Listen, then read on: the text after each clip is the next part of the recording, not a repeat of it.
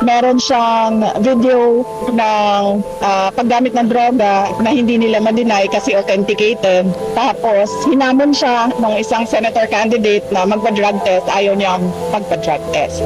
Opo, ma'am. Yan ang sinabi ko, ma'am. Kapag ang ulo lulong sa droga, lahat ng kamay at paa, lahat yan magdodroga na rin kasi wala na silang respeto sa authority.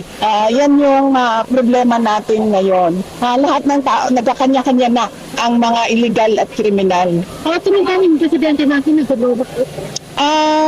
Well, mag-assume na lang tayo na totoo dahil ayaw niya magpa-drug test. Meron siyang video ng paggamit ng droga na hindi nila ma-deny kasi authenticated. Tapos, hinamon siya ng isang senator candidate na magpa-drug test. Ayaw niyang magpa-drug test. Fake news. Yan.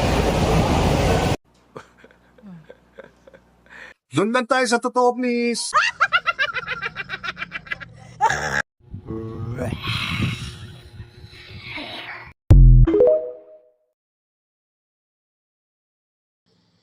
Alam niyo mga kapatid, sa ibang bansa, namili lang ng 100,000 peso na halaga ng bag yung opisyal, tinutulig sana. Dito, putang ina, samot-saring fake news. Ang nagdadala mismo ay opisyal. Samot-saring manipulasyon, samot-saring krimen, samot-saring litigasyon, sinasayang ang resources ng Kongreso, ng gobyerno, ng korte para sa walang kakwenta-kwentang mga kaso.